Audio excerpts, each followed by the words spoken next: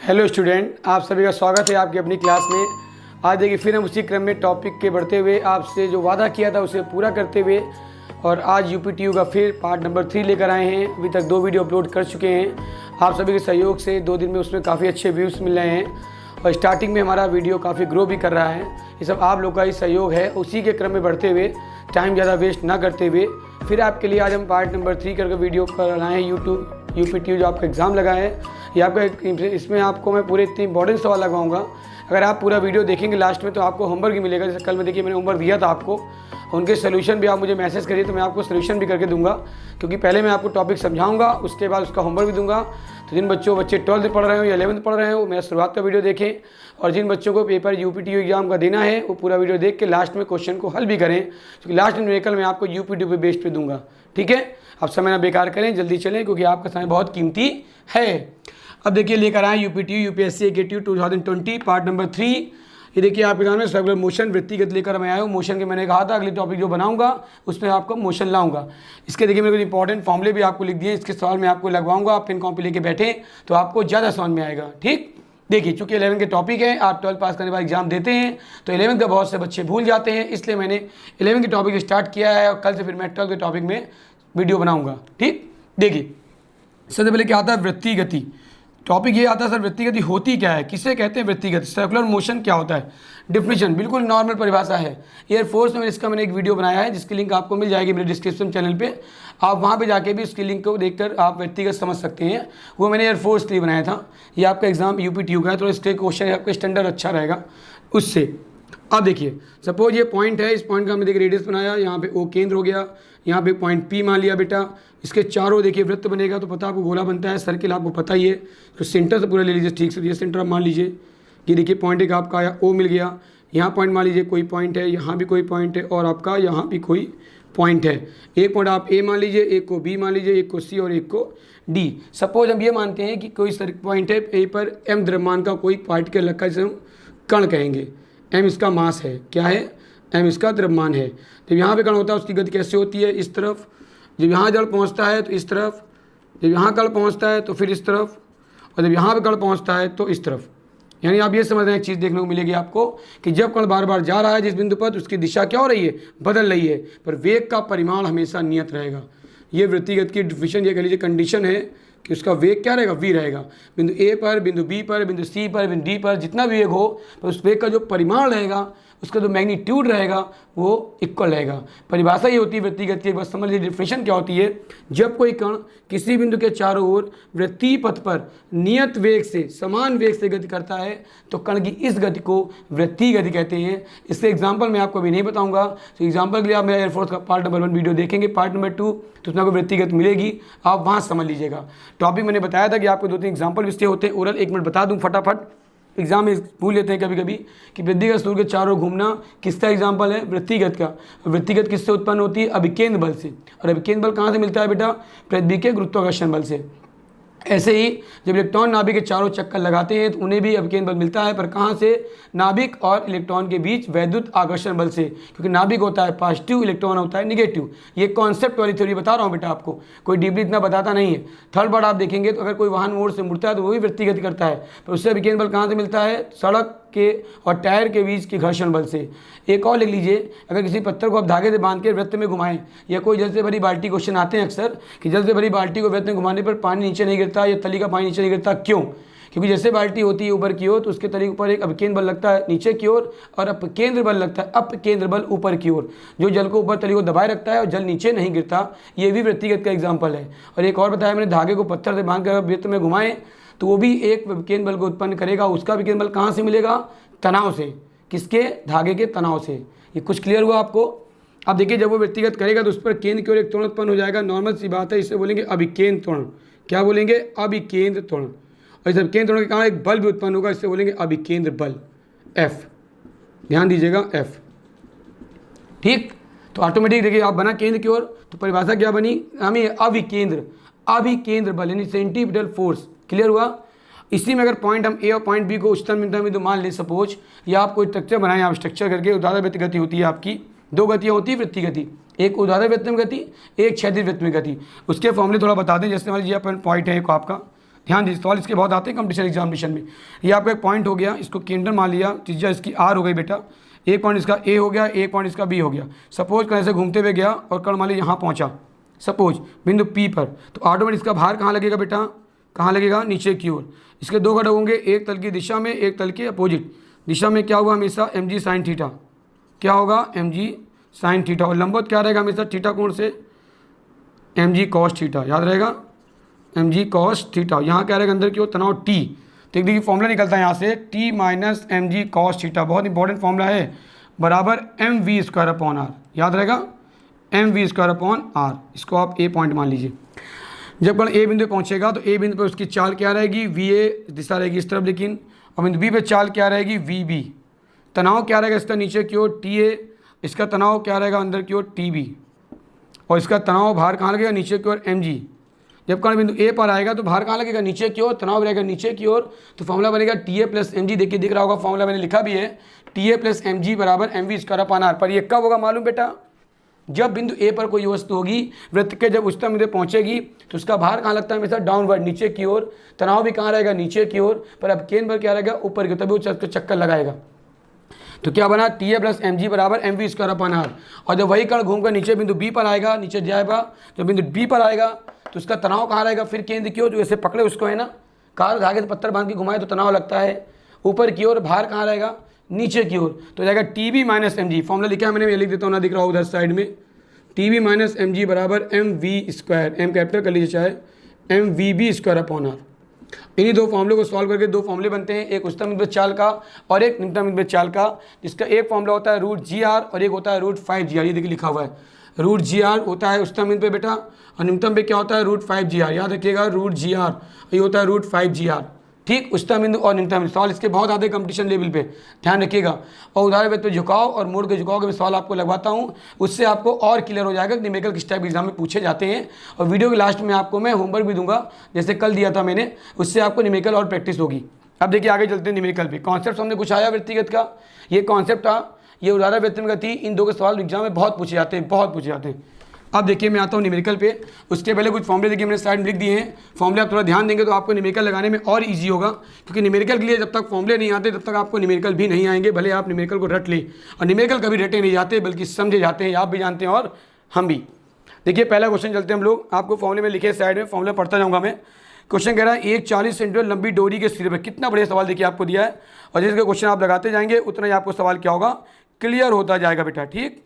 देखिए क्वेश्चन क्या कह रहा है, एक 40 सेंटीमीटर लंबी डोरी के सिरे से 0.45 किलोग्राम का एक पत्थर बांध कर, तो वैल्यू नोट कर ले, सवाल आपको मैं भेज दूंगा, आप देख लीजिएगा।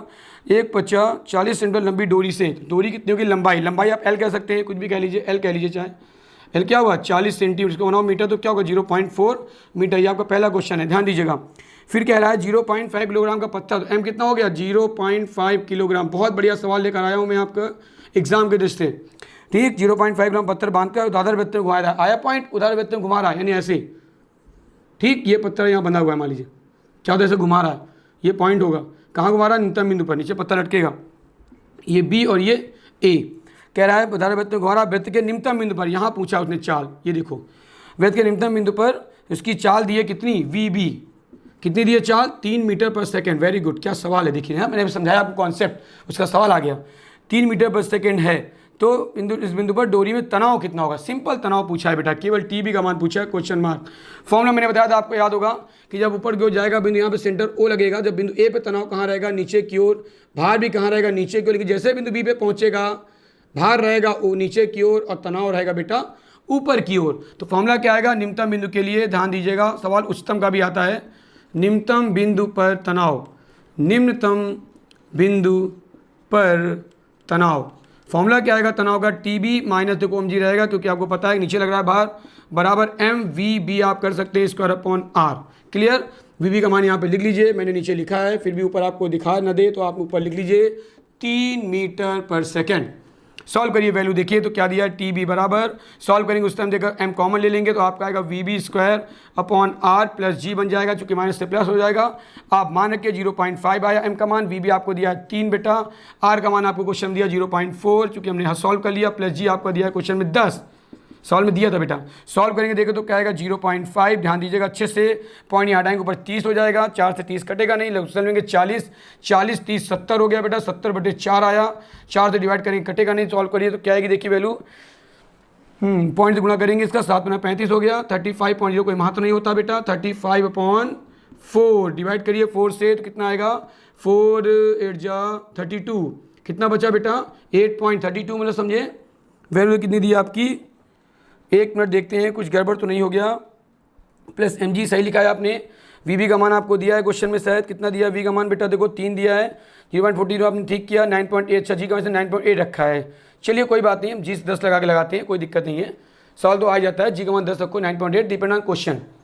अब यहाँ पे देखो माइनस क्या होता है 95 किया बेटा, देखो mg प्लस का हो गया, इसका सॉल्व किया, आप यहाँ पे ऐड करेंगे 40, यहाँ पे देखो 4 आया, गलती देखिए मुझसे हो गई ना, जब हमने पॉइंट हटा दिया बेटा तो 4 ही तो बचेगा, और 14 कितना हुआ 40, और 40 और 30 कितना हुआ 70/4, क्लियर। अब इसका मल्टीप्लाई किया 7 में 35, 35/4, 8 का आपने देखिए डिवाइड किया बेटा, तो वैल्यू कितनी आई, पुटअप करिए क्वेश्चन से, इसका आंसर कितना आएगा, सोचिए हल करिए आप लोग, क्वेश्चन देखिए, 0.5 अच्छा घूमता है, 0.5 ग्राम के पत्थर को 5 ग्राम में घुमाया जाता है, वृत्त के निम्नतम बिंदु चाल इतनी हो तो इस बिंदु पर डोरी में तनाव कितना होगा, सॉल्व करिए आप, वैल्यू पुटअप करिए 9.8, इसका सॉल्व किया, यहाँ पे 0.40 शायद दिया था क्या, 40 दिया ना बेटा, 0.4 ही आएगा, बिल्कुल सही है, गलत दिया है, 40/10 भी कर सकते हैं 100, कोई दिक्कत नहीं है, पॉइंट इसका देखिए हटाएंगे यहाँ पे 10 यहाँ पे हो गया, 30 हो गया, कोई दिक्कत नहीं, 7 काटा, सही तो है हम लोग का, बिल्कुल सही है, 40 7 में 35, 35 आएगा पूरा, पॉइंट जो हट जाएगा, कोई दिक्कत नहीं, 4 से काटा 8 पॉइंट आया, अब देखिए 4 से काटेंगे 32, तो कितना आएगा बेटा 32, 3 बजा 30, 4 से 28, कितना बजा 2, 4 पंचे 20, आया समझ में। एम की वैल्यू क्या दी है, एम दिया 0.5 किलोग्राम, एम भी सही है ना 0.5 किलोग्राम, बी बिल्कुल सही है एम, और ये आपका देखिए सोल्यूशन आ गया, ठीक, mv² g करके प्लस जोड़ देंगे, एलसीएम आएगा देखिए 4 आपसे आया, क्लियर है ना आपको, आगे चले next question, okay time waste नहीं करते, इसकी शॉर्ट ले लीजिए, बाकी क्वेश्चन मैं आपको भी दूंगा, ठीक, उससे आप लगा लीजिएगा, ये बढ़िया सवाल था आपके समझने के लिए भी और मेरे समझाने के लिए भी। अब देखिए अगला क्वेश्चन क्या कह रहा है, ध्यान दीजिए, इसलिए इसी क्रम में आगे क्वेश्चन बढ़ते हैं बेटा। अगला सवाल आपको दिया है, कह रहा है महामार्ग पर वृत्तीय वेग से, मैं सवाल आपको भेज दूंगा, आप क्वेश्चन बस समझ लीजिए, कह रहा है महामार्ग वृत्तीय वेग में 60 किलोमीटर घंटे की चाल से, तो v कितना दिया है 60 किलोमीटर प्रति आवर, बहुत बढ़िया सवाल है, चमकता रहेगा आपके लिए, 60 गुणे करेंगे 5/18, इसको 6 से काटेंगे, ये 10 आएगा, 6 का 18 हुआ, 50/3 मीटर पर सेकेंड, इस करेक्ट करेंगे, चेंज कर देंगे, गाड़ियों के लिए सड़क के किनारे पर ढलाव कितना देना चाहिए, tan थीटा निकालना है, r का मान दिया 0.1, ठीक है भाई 0.1 रख दिया, और g का मान दिया 9.8, कैलकुलेशन टाइम लगता है तो आप बाद में कर लीजिएगा, मीटर पर सेकंड स्क्वायर, पूछा क्या है मोड़ पर झुकाओ, तो tan theta equal to formula क्या होता है झुकाओ, v²/gr, फॉर्मूला याद रखिए, सॉल्व करिए बेटा, तुरंत देखिए खर्च से आंसर, 50/3 मल्टीप्लाई बाई 50/3 g का मान 9.8, और r का मान आपको शायद क्वेश्चन मैंने बोला 0.1 मीटर, इसको सॉल्व करेंगे, कैलकुलेशन टाइम लगता है तो आंसर आ रहा है क्या देखिए आपका 0.283, तो आंसर कितना आएगा बेटा, theta equal to tan inverse 0.283, इसकी वैल्यू क्वेश्चन में आपको दी है, नहीं दी है तो आंसर आपका यही हो जाएगा, अगर दी होती तो हम लोग आंसर रख देते, ओके बेटा, क्लियर समझ में आ रहा है ना, बढ़िया सवाल, मोड़ पर झुकाव सवाल जरूर पेपर में आता है, इसका फॉर्मूला मैंने पार्ट 1 एयरफोर्स की वीडियो में कराया है, अगर इसको डाउट हो तो मैं बता दूं, देखिए आपका फॉर्मूला क्या होता है, एफ एस बराबर मन से निकालते हैं तो एफ एस बराबर क्या हो जाता है, एफ क्या हो जाता है, तो एफ एस क्या होता है म्यूस इंटू आर, और एफ क्या होता है, एफ बराबर सोचिए क्या होता है, सोचिए mv²/r, क्या होता है mv²/r, ठीक। अब देखिए म्यूस को म्यूस रखेंगे, म्यूस आपको होता है tan थीटा, क्योंकि घर्षण गुणांक होता है, घर्षण गुणांक tan थीटा हो जाता है, r इक्वल टू क्या हो जाता है mg बराबर क्या आया mv²/r, m से m कैंसिल हुआ तो फॉर्मूला क्या आया tan थीटा बराबर v²/gr, ये फॉर्मूला आ गया। ये फॉर्मूला प्रूव करने में कोई ज़रूरत नहीं थी, पर मैंने प्रूव क्यों किया कि आपको कॉन्सेप्ट समझ में आ जाए कि जब घर्षण बल उस बल के बराबर होता है जो उस वस्तु पर लग रहा होता है, तो उस कंडीशन में आपका मोड़ पर झुकाव का फॉर्मूला निकलता है, क्योंकि मैंने बताया था आपको कि जो घर्षण बल उत्पन्न होता है वो किससे मिलता है, विकेंद्र बल, और विकेंद्र बल से क्या मिला, घर्षण बल, जो मैंने समझाया आपको एग्जाम्पल ऑफ सर्कुलर मोशन, कि मोड़ पर जब कोई गाड़ी मुड़ती है तो उसका विकेंद्र बल कहाँ से मिलता है, घर्षण बल से। इज डेट क्लियर, ये कॉन्सेप्ट था बेटा जो आपके सवालों में बहुत काम आएगा, और कहीं कहीं इसकी मोड़ की चाल भी पूछ देता है कभी कभी, तो मोड़ की चाल का फॉर्मूला भी याद रखिएगा, √μs into G R, √μs into G R, अगर आप म्यूस चेंज ना करते तो आपका फॉर्मूला निकल भी आता, ओके। चलिए इसका एम से एम कट जाता, यही फॉर्मूला बन जाता, लेकिन हमने जो टेंथ निकाला इसलिए हमें ऐसा करना पड़ा। अगले क्वेश्चन में आते हैं। समय बेकार नहीं करना, स्क्रीनशॉट लेने की जरूरत आपको है नहीं, क्योंकि आप मेरे साथ लेके सॉल्व करेंगे। कॉपी बैठ के पेन निकाल के सॉल्व करिए। तो स्क्रीनशॉट उनको लेना पड़ता है जो कॉपी में निकाल के सॉल्व नहीं करते, लेकिन आप तो अच्छे बच्चे हैं, आपको पेपर देना है यूपीटीयू का, तो आप तो करेंगे साथ में हमारे साथ। देखिए अगला क्वेश्चन कितना बढ़िया सवाल देखिए कह रहा है। एक 100 ग्राम का एक पत्थर, बहुत इंपॉर्टेंट सवाल, वेरी टफ सवाल। एक 100 ग्राम का पत्थर एक महीन दूरी से 100 में लंबाई पर, एल कितना दिया, देखिए 100 सेंटीमीटर, एल बराबर 100 सेंटीमीटर, इसको होना मीटर, तो हो गया 1 मीटर, कन्वर्ट करना चाहें तो। अब आगे कह रहा है लंबाई की डोरी से बांधकर तल में घुमाया जाता है, डोरी में ऊर्ध्व से 60 अंश का कोण, द्रव्यमान दिया है 100 ग्राम। ओके 100 ग्राम को बनाओ किलोग्राम तो क्या होगा 0.1, क्लियर। फिर आगे देखिए दिया है 60 अंश का कोण बनाती है, थीटा कितना हो गया 60 डिग्री हो गया। फिर क्या कह रहा है आपसे, देखिए एक पत्थर की चाल 200 सेंटीमीटर पर सेकंड है, चाल कितनी दी है 200 सेंटीमीटर पर सेकंड। हालांकि सब चीज़ दिया, इसी में चेंज ना करो तब भी चल जाएगा, ना चेंज करें क्या कोई वैल्यू बेटा, क्योंकि सारे मान हमको दिए, लेकिन करना हो कर लो, चलो अच्छा कर लेते हैं। तो यहाँ कितना हुआ 0.2 आएगा, नहीं सॉरी 200 से भाग देंगे ना, 2 मीटर पर सेकंड बन जाएगा चाल। फिर क्या कह रहा है, देखिए इसमें डोरी में तनाव ज्ञात करिए, जी का मान दिया 9.8। क्या सवाल है देखिए बेटा, कितना बढ़िया सवाल। डोरी में तनाव ज्ञात करना है, मैंने एक फॉर्मूला बताया था मैं आपको, जस्ट इतना बनाया था मैंने याद रखा। फिर फिगर ध्यान दीजिए, जितना मैं बनाऊंगा कॉन्सेप्ट फिगर उतना आपके दिमाग में सवाल घुसेगा, क्योंकि आपको ध्यान रखना है न्यूमेरिकल नहीं, न्यूमेरिकल टॉनिक। टॉनिक क्या होता है, फिगर। देखिए ये आपके 2 पॉइंट आपने लिए, ठीक, ये पॉइंट आपका ओ हुआ, यहाँ पे पॉइंट ए माना, यहाँ पे पॉइंट बी माना, इसका पॉइंट हमने पी माना, क्लियर। अब देखिए यहाँ पे पॉइंट गया, यहाँ टी लगा अंदर की ओर, इसका भार कहाँ लगा नीचे की ओर, इसके 2 घटक होंगे, नीचे ले लीजिए, एक गति की दिशा mg sin थीटा और एक होगा mg cos थीटा। आया, तो फॉर्मूला क्या है देखिए, t माइनस एम स्मॉल कर लीजिए, चाहे कैपिटल किया हो आपने अगर सवाल में तो स्मॉल कर लीजिए, t minus mg cos theta बराबर क्या आएगा mv square upon R. Simple. अब देखिए कुछ करने नहीं है, करिए उसको पक्षांतर अपोजिट, m कॉमन लिया तो v square upon R plus क्या आएगा g cos थीटा। अब देखिए v का मान दिया है, r का मान दिया है, g का मान दिया, cos 60 का मान दिया, 1/2 होता है। पूरा सॉल्व कर लेंगे, उसका आंसर आएगा 0.89 न्यूटन, 0.89 न्यूटन। अगर सारे सॉल्व कैलकुलेशन नहीं बताऊंगा तो आप क्या करेंगे एग्जाम में, है कि नहीं। तो गुणा भाग आपको दे दिया मैंने, टॉनिक बता दिया आपको कि इस तरफ तनाव लग रहा है केंद्र की ओर, क्योंकि धागा पकड़ा हुआ है, और भार कहाँ लगेगा घटक अपोजिट। तो गलत दिशा में क्या लगता है हमेशा mg sin थीटा, ये थीटा कौन बनाएगा, भार लगता है नीचे की ओर आपको पता है, और mg cos थीटा लगेगा अपोजिट। तो क्या आया, t केंद्र की ओर, cos नीचे की ओर, दोनों अपोजिट हो गए, तो परिणामी क्या हो गया 0, और बराबर किससे होगा, विकेंद्र बल के, है ना। बढ़िया क्वेश्चन, कॉन्सेप्ट वाला, नोट स्क्रीनशॉट ले लीजिए इसका, बढ़िया सवाल था।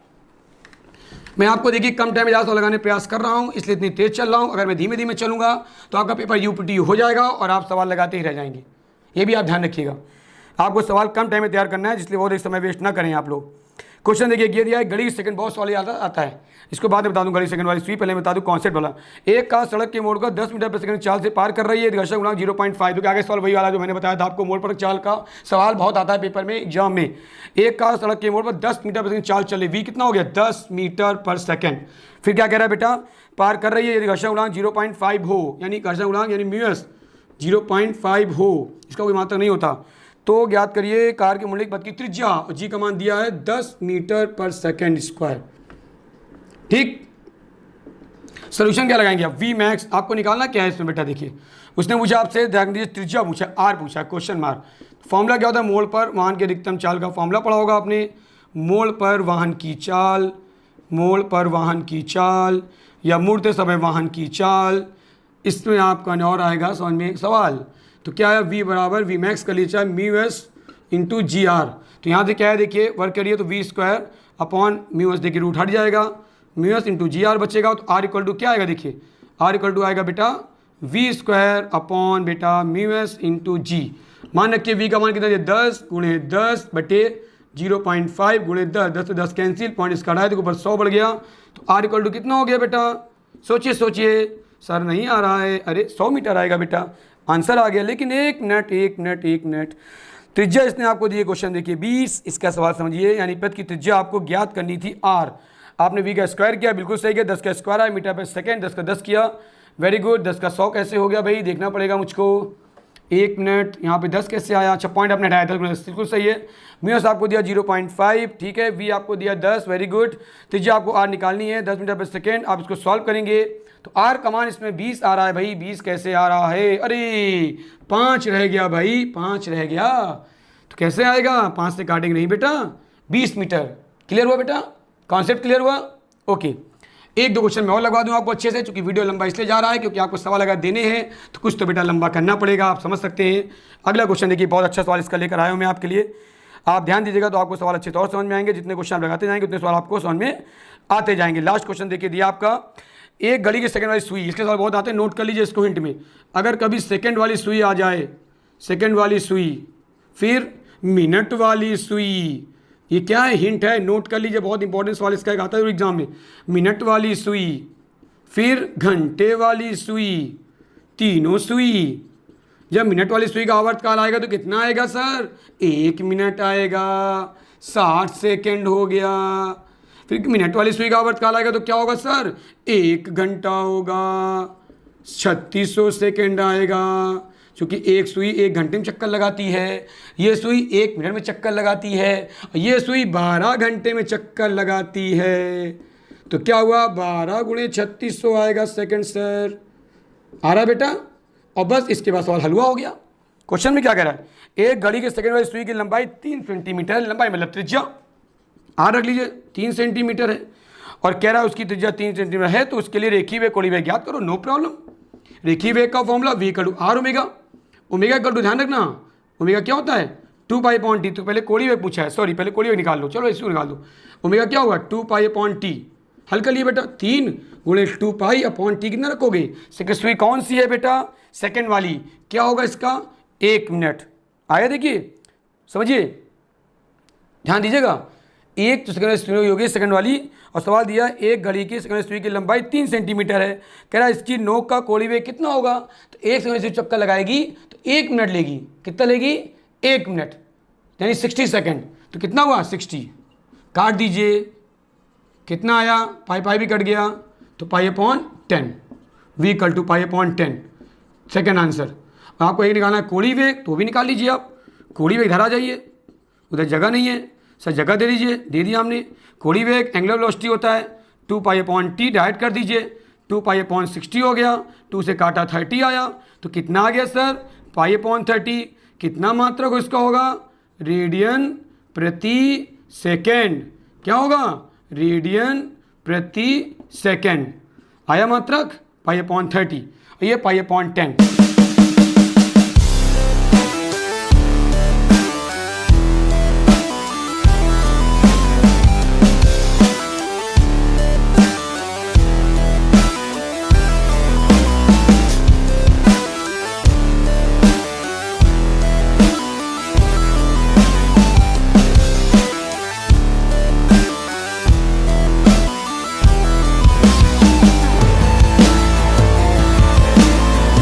ये देखिए कुछ मैंने क्वेश्चन लगवाया आपको अच्छे से, मेहनत भी किए बेटा आपके लिए।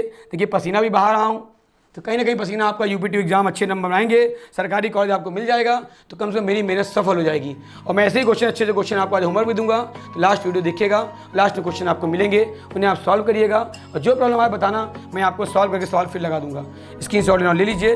बाकी मैंने पूरी कोशिश की समझाने की, कुछ कमी रह गई हो तो फिर दूर हो जाएगी, कमी कभी पूरी होती नहीं, क्योंकि मेहनत कभी बेकार जाती नहीं। ओके, अगर आपको अच्छा लगा हो तो इसे आप लाइक करिए, शेयर करिए और सब्सक्राइब करिए। मैं आपके ऐसे ही टॉपिक वाइज वीडियो लेके आता रहूँगा और आपको सवाल होमवर्क देके लगवाता रहूँगा। Okay, thank you, have a nice day.